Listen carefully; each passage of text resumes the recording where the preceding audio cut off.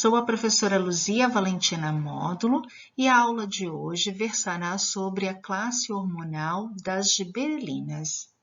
Saliento que este material didático está sujeito à advertência legal publicada pela Universidade Federal de Minas Gerais, a UFMG, em 31 de julho de 2020.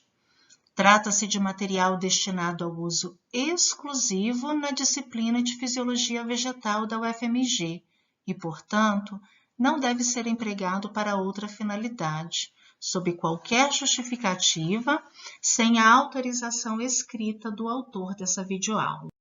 As figuras utilizadas nessa videoaula foram extraídas do livro Fisiologia Vegetal, quinta edição, publicado por Lincoln Theis e Eduardo Zeiger, e os demais recursos audiovisuais e outras figuras são devidamente referenciados. A descoberta das giberelinas, ela também data da década de 1930, assim como aconteceu com as auxinas e as citocininas. Embora as citocininas tenham sido efetivamente elucidadas a sua estrutura na década de 1950, e também não foi muito diferente com relação às giberelinas. As primeiras evidências do efeito de giberelinas em plantas se deram na década de 1930, mas a elucidação da sua estrutura tridimensional aconteceu bem mais tarde, com o advento de determinadas técnicas espectroscópicas mais robustas. Então vamos lá. A observação que se deu foi que fitopatologistas japoneses, quando eles estavam estudando o fungo que acomete o arrozeiro, ou seja, o fungo Gibberella fujicuroi, eles notaram que as plantas que eram infectadas com esse fungo, elas tinham um porte muito maior do que as plantas saudáveis, ou seja, elas cresciam muito em estatura e elas não produziam sementes. Então, isso era um problema muito sério, porque era exatamente o grão do arroz que era utilizado como matéria-prima para alimentação daquele país. Então, isso criou um grande problema e que resultou em investigações muito profundas, até que se conseguiram purificar parcialmente qual era o principal constituinte daquele fungo que induzia esse crescimento exagerado nas plantas de arroz. E com isso deram-se o nome de giberelina, por ser oriunda de um fungo do gênero Gibberella. E essa é a estrutura química da giberelina, que foi parcialmente purificada de extratos do fungo Gibberella fujicuroi. Ela tem essa estrutura química, é um esqueleto de natureza terpênica, são vários átomos de carbono, oxigênio e hidrogênio arranjados espacialmente nesta configuração, e posteriormente esta giberelina foi denominada de GA3. E ela se tornou comercial porque os fungos produziam uma grande quantidade relativa dessa substância. E isso permitiu, então, a realização de estudos das funções dessa substância produzida pelo fungo em plantas anãs, já que se sabia que o fungo causava um crescimento acentuado de plantas que eram acometidas pelo seu ataque. E depois que se possibilitou a elucidação da estrutura química de giberelinas e por meio de estudos moleculares, foi possível constatar que as plantas produzem mais de 100 substâncias cuja estrutura química pertence à classe das giberelinas. E destas, nós temos que as 4 mais ativas que apresentam um efeito mais acentuado em vegetais são a GA1, GA3, GA4 e GA7. Elas receberam este nome, porque fica muito mais fácil. O G é oriundo do gibberellic, o A é do acid, e esse 1 é exatamente pela ordem de descoberta. Tá? E aí vocês vão falar assim, mas professora, a primeira giberelina descoberta não foi o GA3, né, o ácido giberélico? Na verdade, não, porque já tinha tido relatos de substâncias que depois foram constatadas que a estrutura química era idêntica a esta, e aí por isso que deu o nome de GA1, porque ela era muito parecida com a estrutura da GA3. Então, esta é a ordem cronológica de descoberta, não a ordem de síntese. Significa que GA1 foi descoberta primeiro do que GA2, que foi primeiro do que GA3, que foi primeiro de GA4 e assim sucessivamente. E se vocês observarem, do ponto de vista químico, as diferenças estruturais são muito pequenas, elas residem geralmente nesta porção da molécula e também nesta porção da molécula, né? A existência ou não de uma dupla ligação entre o carbono 2 e o carbono 1. Enquanto que a giberelina A3 e a GA7 apresentam uma dupla ligação entre o carbono 1 e o carbono 2, as GA1 e GA4, elas são desprovidas dessa dupla ligação. Quando a gente compara GA1 com GA4, a única diferença entre elas é a presença dessa hidroxila neste carbono 13, que no lugar da hidroxila é um átomo de hidrogênio na GA4. E a mesma coisa observada, então, com relação a GA3 e GA7. Então, essas são as 4 giberelinas mais ativas presentes e sintetizadas por células vegetais. As giberelinas, elas são sintetizadas em frutos, sementes em desenvolvimento, raízes e até mesmo na zona de alongamento da gema apical caulinar, ou seja, naquela mesma região em que ocorre a biossíntese de auxina, né? E a molécula precursora de biossíntese de giberelinas, ou seja, a molécula que dá origem às giberelinas, é este esqueleto carbônico denominado geranil de fosfato. É uma cadeia aberta, né, de esqueleto carbônico, que a partir da transformação promovida por enzimas, transformações sucessivas, resulta então na produção de giberelinas, que tem funções bem específicas em células vegetais, né? E que muitas das vezes são funções bastante similares a de outras classes hormonais. Então vamos lá para alguns efeitos fisiológicos, eu só vou salientar alguns deles, né? Porque vocês vão encontrar em livros diversos, mas apenas para título de fixação de conhecimento, os exemplos que eu considero que seriam interessantes abordar na nossa aula. Um exemplo marcante é o estímulo do alongamento do entrenó e a divisão celular. E eu trago como exemplo para vocês plantas de repolho, que são apresentadas em tela.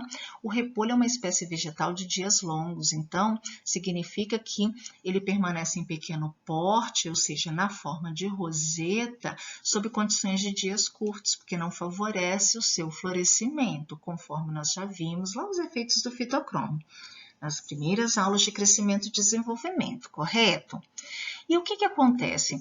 Se a gente aplicar giberelina, no caso a GA3, que é um exemplo de giberelina mais ativa, né, nessas plantas, ou seja, aplicação exógena, né, borrifar a GA3 nessas plantas, isso vai estimular o alongamento entre nós dela, e o florescimento, ou seja, vai acelerar o processo de compleção do ciclo de vida. A planta vai sair, então, da fase juvenil, ou seja, da fase vegetativa, para a fase reprodutiva com formação de sementes. Então, GA3, uma das funções dela é exatamente essa, é a promoção do alongamento do entrenós. E fica muito mais perceptível quando a gente usa uma planta que cresce em formato de roseta, né, em forma de roseta, do que uma planta convencional, por exemplo, uma cana-de-açúcar. Se a gente aplicar GA3 também no como da cana-de-açúcar, vai estimular o alongamento entre nós, sem dúvidas. Tá? Mas aqui o exemplo fica mais notável porque as plantas já crescem na forma de roseta. Então, um outro exemplo seria plantas de alface, né, também beterraba, etc. Tá? Então, com isso, né, GA3, por meio do alongamento do entrenóide e da divisão celular, se a planta cresce em forma de roseta, ela acelera o processo, então, de compressão do ciclo de vida. E o alongamento do entrenó e a divisão celular são processos que acontecem em decorrência de um afrouxamento da parede celular, né? Porque é preciso que ocorra o afrouxamento da parede celular para que aquela célula não sofra tanta tensão devido à rigidez da parede e possa, assim, acomodar o dobro do seu conteúdo para o processo efetivo de divisão celular para gerar uma nova célula. E como que se dá no caso das giberelinas? Porque nós já vimos em aulas anteriores que existe uma outra classe hormonal que estimula a divisão celular e, inclusive, estimula também o afrouxamento da parede, né? Porque é um pré-requisito, o afrouxamento da parede é um pré-requisito para a divisão celular. No caso específico das giberelinas, é um mecanismo bem diferente. As giberelinas, elas estimulam a atividade de uma enzima denominada SHET. O que é a SHET? É a xiloglicano endotransglicosidase. O que ela faz? Ela atua exatamente nos xiloglicanos de parede, aqui exemplificado, né, por esse tipo de estrutura em tela que eu estou marcando com o laser pointer. Então, o que são esses xiloglicanos? Eles promovem a interação entre microfibrilas de celulose. Nós estamos vendo aqui, olha, uma microfibrila de celulose, outra microfibrila de celulose e um xiloglicano promovendo a interação entre essas duas microfibrilas de celulose, por exemplo, entre essas duas. Tá? E esse tipo de interação é uma interação promovida por ligações covalentes. Tá? Então, o que essa enzima faz?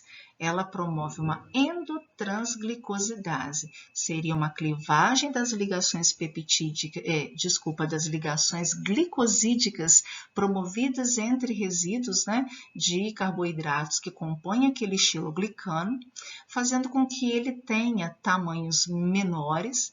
E esses tamanhos agora que estão clivados, eles podem se fundir com a cadeia de xiloglicano adjacente, criando então pontos de relaxamento na cadeia, na estrutura da parede celular. Tá? Então, esse que seria basicamente o processo. Com isso, nós teríamos um afrouxamento efetivo, por quê? Exatamente por causa dessas clivagens, aqui são exemplos, né, de xiloglicanos, né, eles têm cores diferentes porque são cadeias com carboidratos distintos, né, e por meio, então, da ação da enzima SHET, ocorre, então, o rearranjo dessas cadeias de xiloglicanos, mudando, então, o comprimento deles e promovendo certos afrouxamentos em certos pontos, fazendo com que, então, agora, aquela célula possa acomodar o dobro do seu conteúdo e completar, então, o processo de divisão celular. Então, com isso, a gente percebe claramente que giberelinas e auxinas atuam de forma conjunta para promover o processo de divisão celular, ambas no sentido de promover o afrouxamento da parede celular, mas por mecanismos muito distintos. Enquanto giberelinas estimulam a atividade de enzimas SHET, as auxinas estimulam as expansinas. As enzimas SHET atuam especificamente no desmantelamento da interação entre xiloglicanos e microfibrilas de celulose, enquanto que as auxinas elas estimulam as expansinas, que atuam no rompimento das ligações de hidrogênio que são realizadas entre microfibrilas de celulose. A formação de frutos partenocárpicos é um outro exemplo de ação de efeito das giberelinas. Os frutos partenocárpicos são aqueles frutos que são produzidos, eles são frutos sem sementes, E a imagem em tela, ela mostra claramente dois cachos de uva, dos quais um deles certamente sofreu a ação das giberelinas, que é este à direita na tela. Então, nós vemos que o tratamento com giberelina, então, durante o processo de formação dos frutos, de desenvolvimento dos frutos, a aspersão de giberelina naquele cacho de uva faz com que as uvas que foram aspergidas com GA3, por exemplo, que é uma giberelina bastante ativa, elas sejam maiores, e desprovidas de sementes, como é o caso das uvas, Thompson e das uvas Greenson. A diferença entre elas é que uma variedade de uva branca, a Thompson, e as Greenson, elas são uma variedade de uva vermelha. As giberelinas também estimulam a germinação de sementes. E de que forma isso acontece? Elas são sintetizadas pelo embrião e elas são liberadas no endosperma. Então, no embrião, ocorre a produção de giberelinas quando em condições favoráveis, por exemplo, quando aquela semente é embebida, quando aquela semente entra em contato com água. Então, a água é um pré-requisito para que a semente, com competência para germinar, possa efetivamente germinar. Com isso, estimula, então, a biossíntese de giberelinas ali no embrião, sendo essa giberelina direcionada para o endosperma, conforme apresentado em tela, aqui na representação de uma semente de cevada. Então, as giberelinas elas vão se difundir para a camada de aleurona, que é esta camada aqui marcada nessa coloração azulada, e com isso elas vão promover a secreção, a síntese e a secreção de enzimas hidrolíticas ali no endosperma. E no caso específico dessa semente, cuja reserva primária, a maior constituinte de reserva é o amido, mais especificamente o estímulo das enzimas hidrolíticas do tipo amilases. Com isso, o amido e outras macromoléculas são então degradados a menores substâncias, No caso do amido, ele vai ser degradado a diversas unidades de glicose, E com isso, esses solutos do endospermas, então, eles são absorvidos pelo escutelo e transportados novamente para o embrião para o seu crescimento. Então, um processo industrial que foi inspirado nesta habilidade que as giberelinas têm de estimular o processo de germinação de sementes é a produção de cerveja e uísque. O que acontece? Durante o processo de maltagem da cerveja, por exemplo, giberelinas, no caso GA3, elas são adicionadas para aumentar a degradação de amido. Por quê?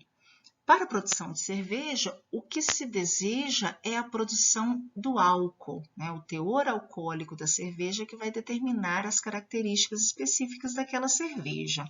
E para que ocorra a formação do álcool, é preciso que ocorra, então, um processo de via glicolítica, do qual essa glicose degradada ela é conduzida para o processo de fermentação alcoólica. Por isso que produz etanol.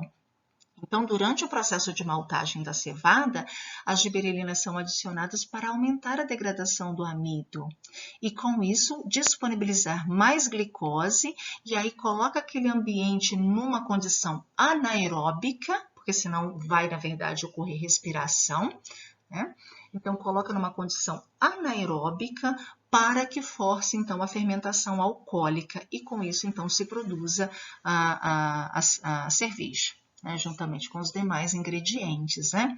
Então, para vocês terem uma ideia, só para a gente recapitular, as giberelinas que são produzidas no embrião, elas são direcionadas para o endosperma. Uma vez no endosperma, elas são lançadas para a camada de aleurona, que é uma região ligeiramente ácida, e com isso ocorre então o estímulo tanto da síntese quanto de secreção de enzimas hidrolíticas, né? No caso aqui específico consideravelmente de alfa-amilase, que vai promover então o que a gente chama de mobilização de reserva, ou seja, a degradação daquela reserva da semente, liberando então moléculas menores que serão utilizadas como fonte de energia no próprio embrião para o desenvolvimento, então para a formação da radícula e posteriormente para o desenvolvimento da parte aérea. Chegamos ao final de mais uma videoaula. Obrigada pela participação e até a próxima!